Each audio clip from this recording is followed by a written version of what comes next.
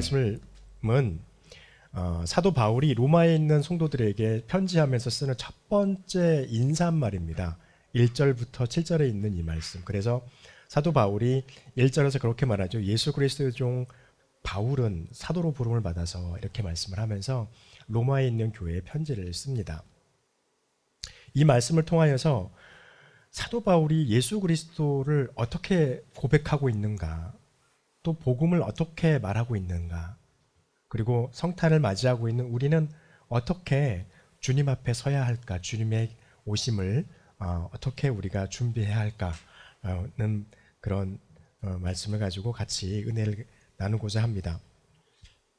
사도 바울은 어떤 사람이었습니까? 우리가 사도행전 9장에 보면 어제 오늘 이제 이번 주 다음 주 이렇게 다음 주에는 제자부 영어를 하지 않을 거고 이번 주 그다음에 1월 첫 주에 이제 보게 될 우리 성경 공부의 본문이긴 합니다만 사도행전 9장에 보면 사도 바울은 어떠한 사람이었냐면 이름이 두 가지였죠. 사울이라고 하는 이름이 있고 우리가 알고 있는 바울이라고 하는 이름이 있었습니다. 근데 바울이라고 하는 이름이 갑자기 생긴 이름이냐? 그건 아니고요. 학자들에 의하면 로마 시민권을 가지고 있는 자들은 이름을 두 가지 썼다고 해요. 그래서 히브리 예루살렘과 이스라엘에게는 아무래도 사울이라고 하는 이름이 더 그에게는 익숙했던 것으로 보여지고요. 이방인들에게는 로마식 이름으로 발음되어지는 바울이라고 하는 이름이 훨씬 더 그에게는 다른 이들에게 더 익숙했던 이름이었을 것 같다라고 이렇게 추측을 합니다. 아주 먼 옛날 이야기이기 때문에 추측을 하는 거죠. 근데 그런 경향들이 당시에 많이 있었기 때문에 이제 그렇게 바울도 그러지 않았을까. 그래서 사울이라고 하는 이름을 쓰지 않고 바울이라고 하는 이름으로 복음을 전할 때 자신의 이름을 사용하지 않았을까라고 하는 그런 이제 생각을 해봅니다. 그래서 그가 이제 그렇게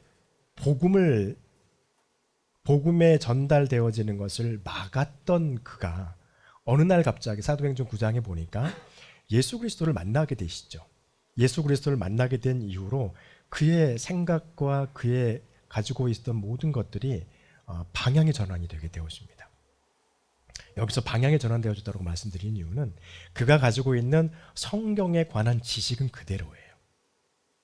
그런데 그 지식이 예수 그리스도로 말미암아서 이제 율법적인 그런 지식이 아니라 예수 그리스도라고 하는 복음으로 바뀌어지는 지식으로 방향이 전환되어지게 되어지는 것을 볼 수 있습니다. 그러면서 그렇게 그리스도인들을 어떻게 해서든지 그들이 복음을 전하지 못하도록 예수 그리스도의 이름을 전하지 못하도록 했던 그가 자신의 목숨을 걸고 예수 그리스도를 전하는 자로 바뀌게 되었습니다. 그러면서 오늘 로마서 1장 로마에 있는 교회에 편지를 쓰면서 예전에도 그런 말을 한 것 같아요. 여담이긴 합니다만 로마서를 완벽하게 이해하는 사람은요 복음을 정확하게 아는 사람이에요. 그만큼 어려워요. 로마서가. 지금도 수많은 신비, 수많은 해석에 오른 난제들이 어마어마하게 많은 성경이 로마서입니다. 그만큼이나 이 아주 심도가 깊은 그런 말씀들이 많이 로마서에 담겨져 있다는 말이 되겠죠.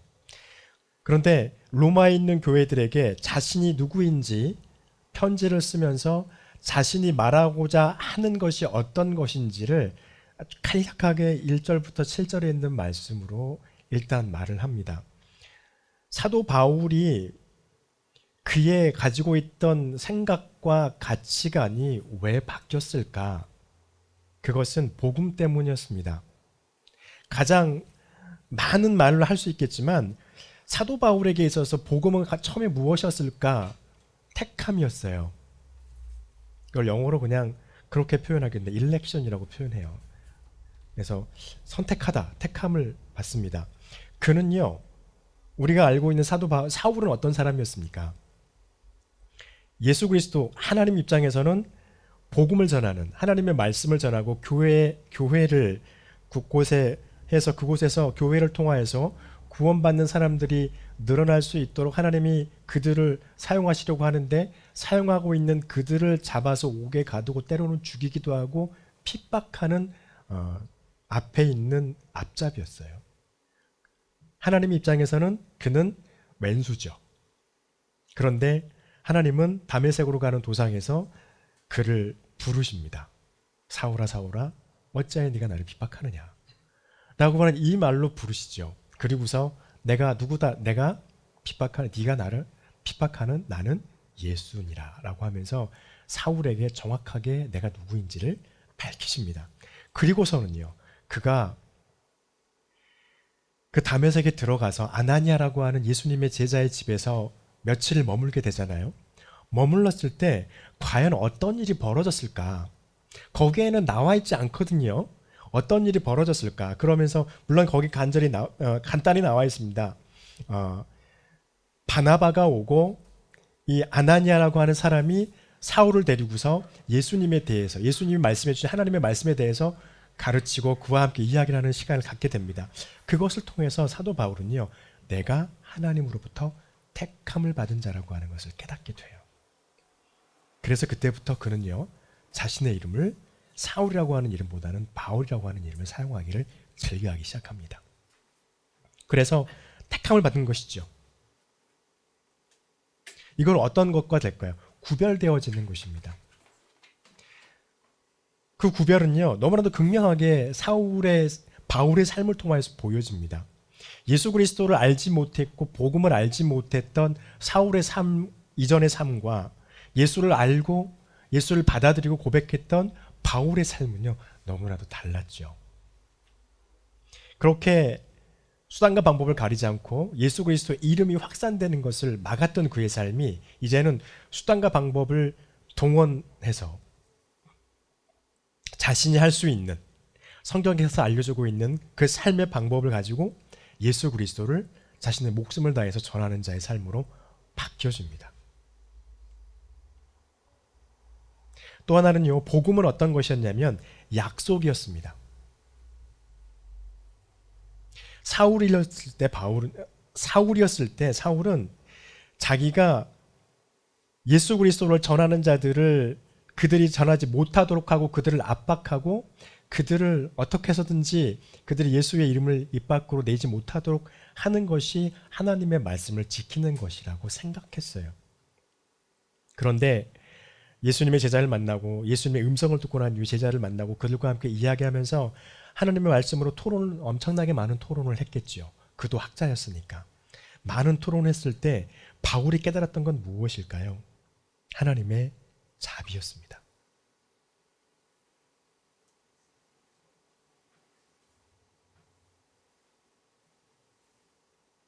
하나님의 자비로 말미암아 하나님이 나에게 은혜를 주신 분이라고 하는 것을 사도 바울은 깨달았던 것입니다.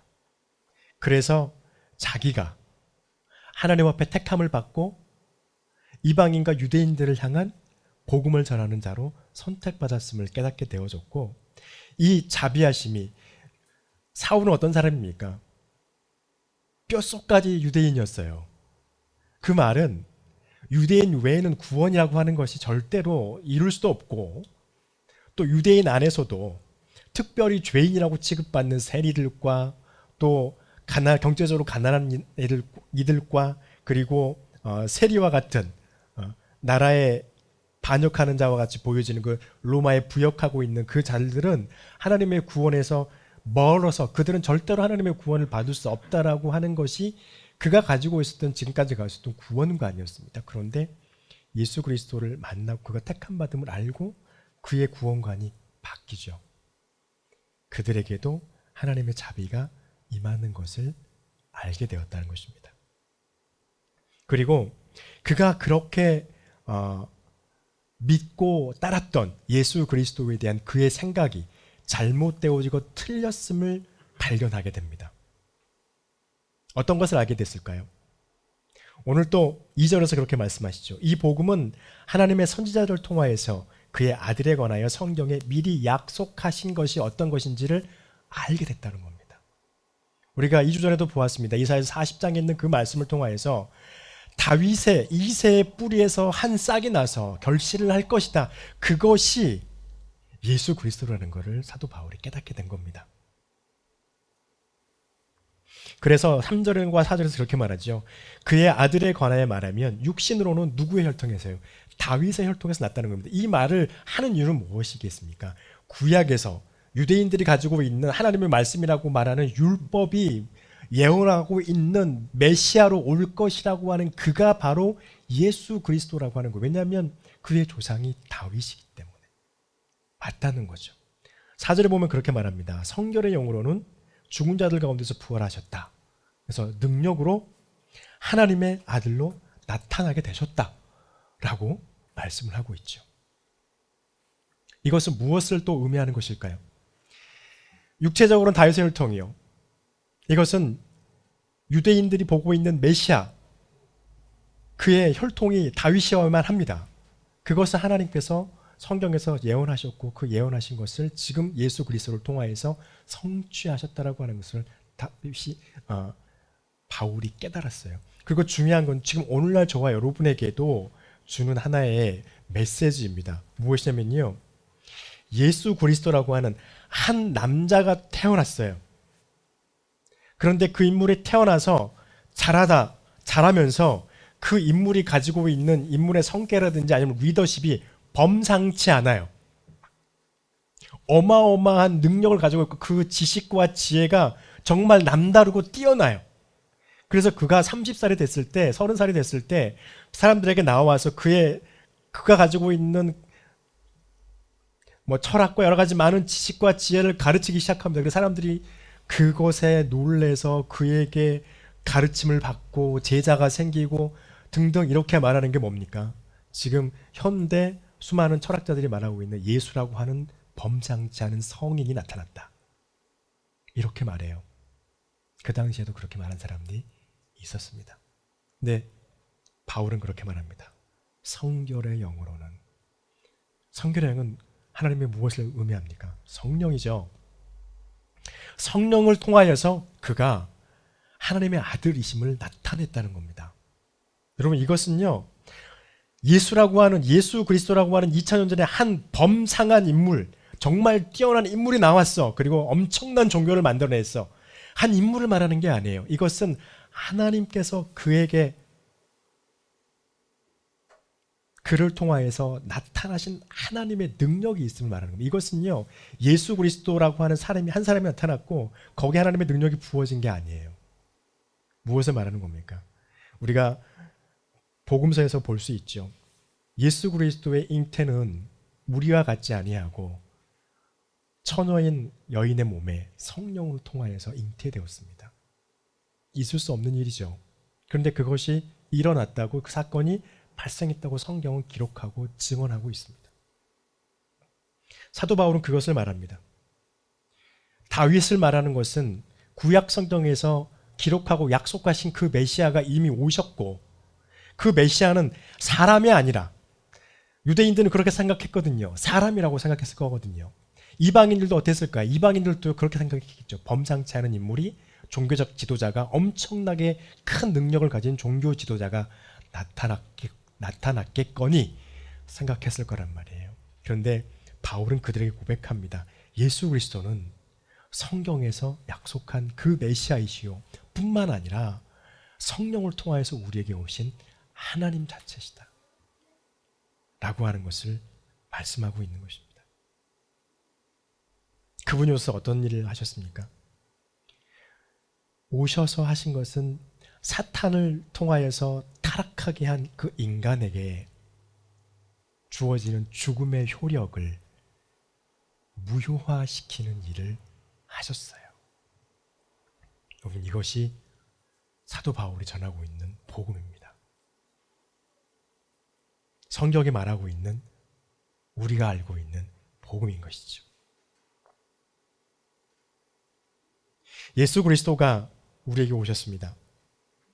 다시 한번 말씀하시죠. 3절과 4절이죠. 성경을 이루신 분이라고 말씀을 하고 있습니다.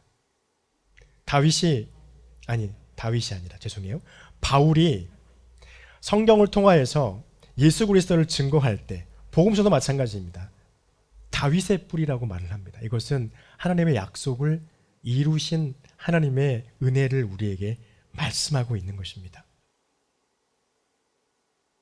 또한 예수 그리스도는 어떤 분이라고 말씀하고 있습니까? 4절에 보니까 부활하사 능력으로 하나님의 아들로 선포되셨다라고 합니다. 죽음에서 부활하신 분이라고 말씀합니다. 이것은 무엇을 의미하는 것인가요? 죽음에서 부활하신 것은 죽음에서 부활해서 누군가 살아났다로 끝나는 것이 아니라 그것은 곧 주님의 부활은 마지막 심판을 말하고 있는 것입니다. 누구를 향한 심판입니까? 사탄을 위한 심판입니다. 그 사단이 우리에게 씌워왔던 죽음의 굴레를 이제 벗기시기 위한 하나님의 심판이 되어진 것이죠. 그리고 하나님의 아들이심을 분명히 나타내셨다. 여러분, 이건 무슨 말일까요? 그렇다면 그저는 예수 그리스도는 하나님의 아들이 아니었단 말인가? 그것이 아닙니다. 예수님의 제자들도 하나님 예수 그리스도가 하나님이시고 하나님의 아들이심을 그들이 완전히 믿지 못했어요. 처음에는요. 어떤 사건이 일어나기 전까지입니까? 십자가에서 죽으시고 사흘 후에 부활하신 사건이 일어나기 전까지는 그들도 예수 그리스도를 그저 한 선생님 정도로 생각했고 종교적인 능력이 있는 지도자 정도로 생각을 했습니다. 그런데 십자가의 사건과 죽음의 부활이 있은 이후에 그럼 어떤 일이 벌어졌습니까? 그들에게는요, 주님이 하나님께서 우리에게 보내주신 구원자이시오 메시아이시오 하나님의 아들이심의 구원의 확고함이 인간들인 우리에게 세워졌다는 것입니다. 그것이 예수님께서 우리에게 오셔서 예수 그리스도가 누구인지를 사도 바울도 분명하고 정확하게 알게 되어졌습니다. 여러분, 이것이 무엇을 의미합니까? 다른 게 아니에요. 성경이 이루어졌다? 저와 여러분에게도 적용된다는 것입니다. 누구 때문에요? 예수 그리스도 때문에요. 예수님께서 뭐라 하셨습니까? 내가 아버지께로 가는 것은 하늘나라에 너희가 있을 그 자리를 마련하고 다시 너희를 데리러 오려 함이라. 이것이 이루실 것이라는 것입니다. 요한계시록은 무엇이라 말합니까? 마지막에 하나님의 진노가 하나님을 믿지 않는 이들에게 부어질 것이요, 하나님의 백성들은요 하나님의 나라에 옮겨져서 그곳에서 하나님을 영원토록 찬양하며 예배하며 밤낮이 없는 새 예루살렘에서 영원토록 하나님과 함께 살 것이라고 하는 요한계시록의 그 약속이 이루어질 것임을 우리에게 말씀하고 있는 거예요.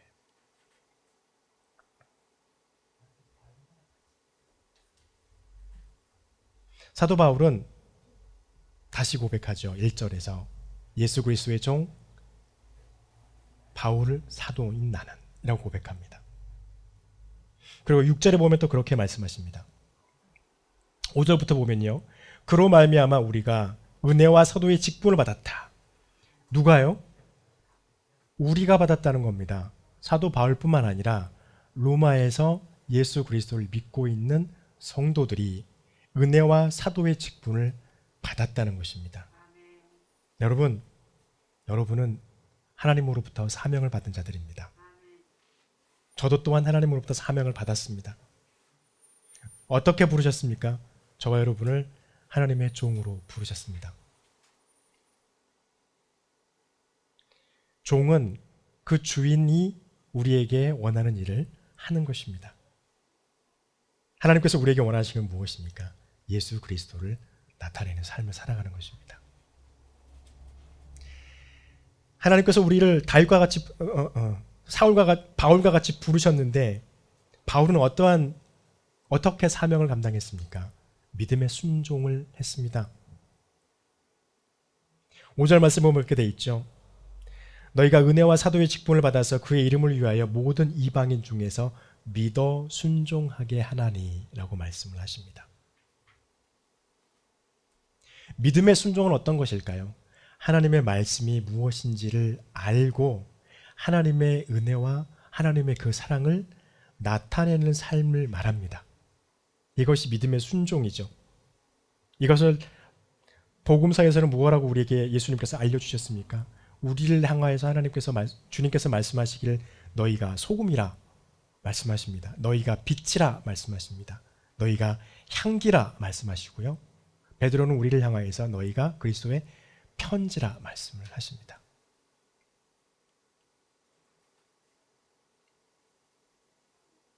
한편 이렇게 표현할 수도 있겠습니다. 우리의 삶은 하나님의 것을 드러내는 연기자의 삶이다. 하나님으로부터 대본을 받아서 그 대본을, 연기자들이 그렇잖아요. 대본을 받으면 그 대본을 열심히 리딩을 합니다.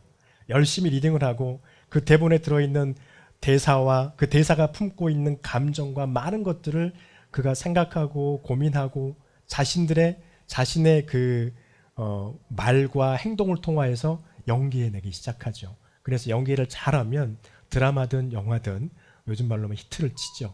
뭐 사람들이 어마어마하게 많이 인기를 끌기도 하고 시청률이 올라간다고 하기도 합니다. 그런데 우리는 어쩌면 세상 앞에 하나님으로부터 편지를 받아서 그 편지를 가지고 세상 앞에 그 편지를 드러내주는 연기자와도 같습니다. 지금은 우리가 그것을 드러낼 때 조금은 어색하고 조금은 좀 약간 불안정하고 아직은 좀 어색한 부분이 지금은 있다 할지라도 이것이 계속 되어져 갈 때 우리들이 하나님의 향기와 냄새와 소금으로서의 빛으로서의 편지로서의 모습을 드러낼 때 점점 우리의 삶이 더 짙어가고 깊어갈 것입니다. 그렇게 해서 그런 성도들이 모여있는 그곳은 아름다운 교회가 될 것이고 그러한 삶의 향기가 그 교회를 통하여서 세상을 향하여 계속 전해지게 될 것입니다.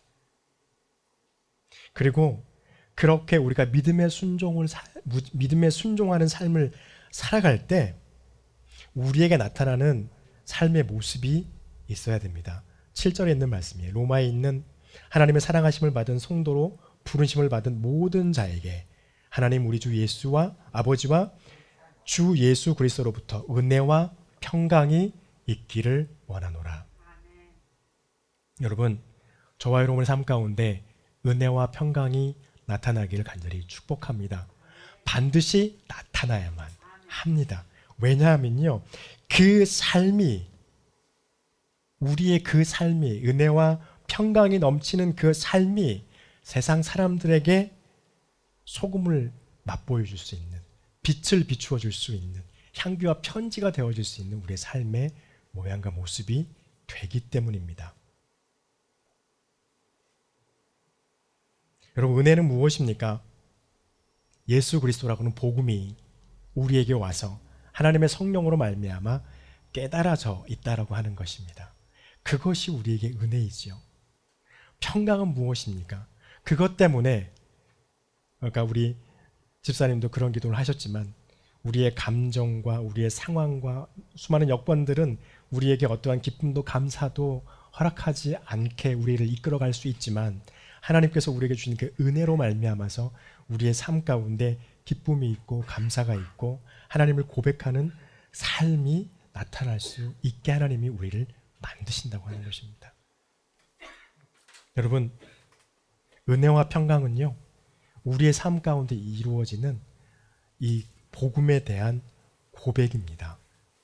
이 고백이 우리의 삶에서 늘 끊이지 않고 이루어져 갈 때 우리가 바울과 같이 복음을 알고 주님의 부르심 가운데서 어떻게 그 부르심에 응답할 것인지, 우리의 삶을 어떤 모양으로 만들어 갈 것인지를 알게 될 것입니다.